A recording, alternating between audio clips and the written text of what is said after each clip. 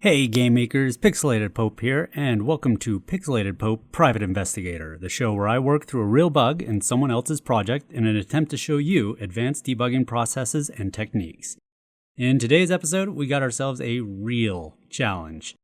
I honestly would not be surprised to see my flawless 2-win streak finally broken with this one. This game is codenamed Apertus Orbis, and comes to us from friend and Reddit user Thundercodes. He's done a bit of our work for us, and sent me a stripped-down version of the game that only includes elements involved in the air, world generation, and basic movement. His problem is often a very difficult issue to track down, the mysterious memory leak. If this private investigator had his own version of Moriarty, the memory leak would definitely be it. But even if this issue gets the best of me, I think showing you my process for working through it will still be beneficial, and worth the blemish on my otherwise perfect record. So how do we reproduce a memory leak? For real-time feedback, I just use Windows' built-in Task Manager. To access the Task Manager, you can right-click on the empty space in your taskbar or use the shortcut Control-Shift-Escape. On the Details tab, find the runner.exe process and keep an eye on its memory use. So as we stand still and hit R, the memory hangs pretty close to what we would expect, within 100 kilobytes or so of 30 megabytes. So we start walking, and as we walk, terrain is being generated and our memory usage is going up. Let's let it climb pretty high, then restart. The memory was reduced, but not all the way down to 30 like we started at. You may also notice that the output window at the bottom of your GM window shows a total memory used stat. This is probably the most reliable for tracking down memory leaks, but doesn't show memory changes in real time, only when the game is restarted or closed. If this value is always the same in between game resets, we can call this memory leak solved. Whenever you are debugging, it's a good idea to set things up in a way that you are dealing with the most extreme values possible. Debugging a memory leak of 100 kilobytes can be really challenging, as it may even be hard to notice, but debugging a memory leak of 100 megabytes is easier, as the numbers we are dealing with are much more massive. Extreme values, no matter what the debugging task, are always preferred. As such, let's find the player object and kick up his speed to something utterly ridiculous so we can rack up megabytes of memory usage very quickly. Okay, that was easy. Let's look at the step event. 3? No, that won't do. More like 1,000.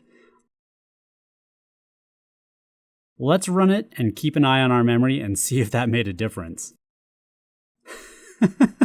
Okay, the drawing event can't quite keep up, but upping the speed certainly exacerbates the memory leak issue. Now we're dealing with an enormous leak, and that's a bit easier to debug than a tiny one. Now that we have the issue thoroughly reproduced, let's go look at the code. We've already seen the player, which is dead simple, so let's look at Con World next. Okay, so there is the R key to restart, which uses the game restart function. Personally, I'm not a fan of the game restart function. It's got some unpredictable quirks, and I find that I'm often better off just restarting the game manually. That is, destroying all objects and recreating them all and going to the start room in a single event. It's a bit more work, but gives you more control.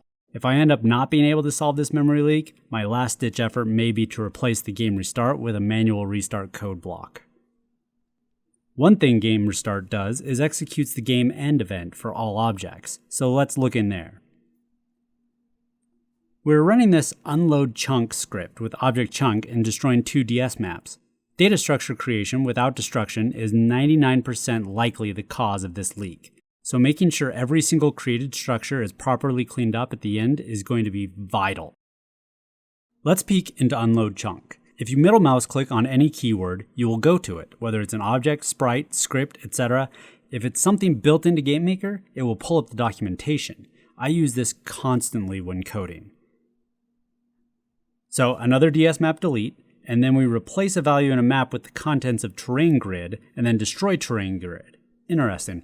I wonder why we need to save stuff before restarting the game. Could be related to our issue.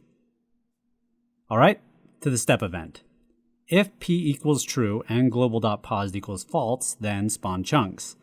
Just as a side note, I strongly encourage you to name your variables accurately. The letter P means nothing to me as an outsider, and if you ever want to get into working with a team, Creating meaningful variable names will be far more useful than saving a fraction of a second typing out shorter variable names. So let's see what spawn chunk does. Once again, just middle clicking on it. Okay, so we won't dig through every line, but as our player moves around the world, there's a grid of these chunk objects. If an adjacent cell doesn't have a chunk object, one is generated for it. The instances aren't really tracked anywhere beyond the game world. I'm getting really curious about these chunk objects, so let's go take a look. Create event is just load chunk. Let's open that up. So first, a new grid is created. We'll make sure this grid is cleaned up later. If there's already a chunk at this location, we go to the DS map chunk map and pull out the contents of the grid and read it into terrain grid, replacing its contents. Otherwise, we generate. Let's quickly look through generate and any subsequent scripts. The actual logic here isn't too important. What I'm mostly looking for is anything that has the word create in it. If you're using a function with the word create in it and you don't clean up the created thing at some point, you've also created a memory leak. Okay, not seeing anything too worrying, so generate seems okay for now. So after we generate, the data that was generated in terrain grid is stored in the chunk map DS map.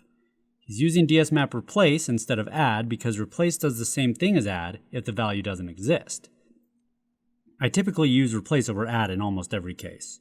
Finally, we do the same thing again? Not sure why. We could probably remove that from the generate section. And then we add a value of 1 to the chunk loaded set DS map, which I imagine keeps track of which chunks have been loaded. Okay, that wraps up the create event. On to step.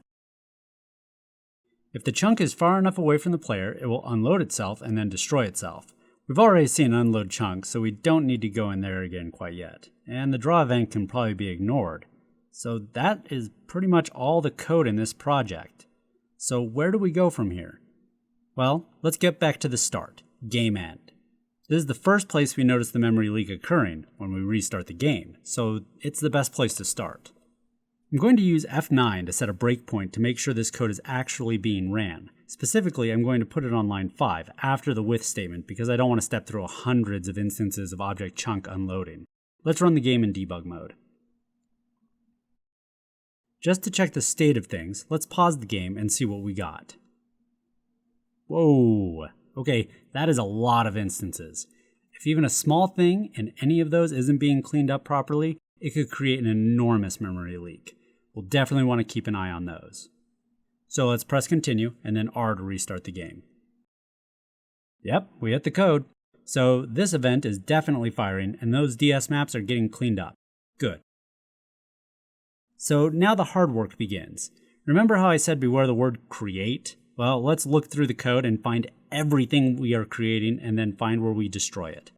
I'm going to use Control-Shift-F to search the entire project for the word create. I'm going to match case, as I know any built-in create function will be lowercase, ignore comments, and make sure whole word only is unchecked, as I'm only looking for a part of a function name. Yeah, that's much more manageable than I was expecting. Let's look at each of these.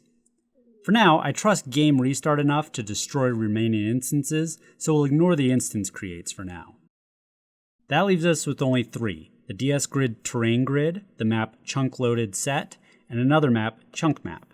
I'm pretty sure I've seen all 3 of these cleaned up, but we'll go verify them anyways. So let's do a quick search and make sure that there is code to destroy each of these and that it is in an event we trust is running.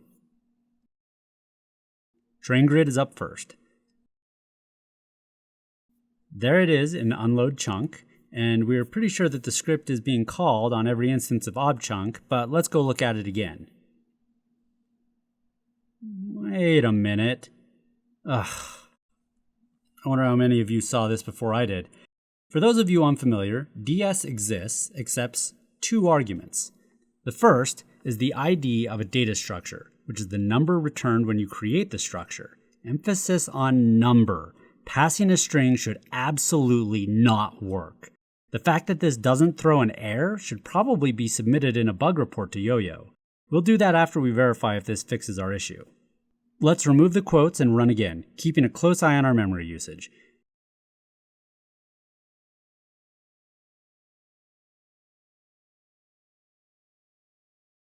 Starting around 30 megabytes, let's build up some memory, then hit restart. back to around 30. Oftentimes, when using Game Restart, you'll see minor increases after each run in the task manager, but we do this a few more times and compare the values in the output window, you'll see we get the same total memory used value each time, which means as far as GameMaker is concerned, we've sealed up our leak. Case closed. But before we go, I want to show you how to file a bug report with Yo-Yo. 99% of the time I think I've found a bug with GameMaker, it usually ends up being my own fault. So make sure if you think you've found a bug, test thoroughly and search the forums to see if anybody else has had the issue. Once you've determined it's worthy of an official bug report, here's how to do it. Go to yoyogames.com/bug. If you want to be really thorough, which I recommend, click on the link in the blue box at the top of the screen to go to the full list. In here, click View Issues, and in this box you can type in a search string or apply a filter. My issue is dealing with DS exists, so I'm going to search for that. There are already a few issues, but I don't see anything specifically about accepting a string as an ID, so this bug is probably new. Back out to the main page and scroll down. Enter in all the valid information and as precise a description as you can. If your problem is very complicated and you have a project where it's easy to reproduce, upload the GMZ to Dropbox or some other file hosting site and drop a link in the sample URL box. This issue is pretty straightforward, so it's probably unnecessary. The category is functions, as this is a built-in GameMaker function. We reproduced it on Windows platform using the Windows 10 operating system. It's 100% reproducible. Enter the CAPTCHA and hit submit. Then you can feel proud about helping make GM better for everyone. I'd like to once again thank Thundercodes for allowing me to use his game in this episode. And if you have an issue in your game that you'd like me to debug in an episode of Pixelated Pope Private Investigator, follow the link in the description below to find out how. Don't forget to like, comment, and subscribe if you want to see more content like this in the future. And if you'd like to see more content right now, check out the previous episode of Pixelated Pope Private Investigator in the case of the Double Down Digger. Or you could watch the first episode of my latest tutorial series on parallax scrolling. Either way, thanks for watching. Now go make something awesome.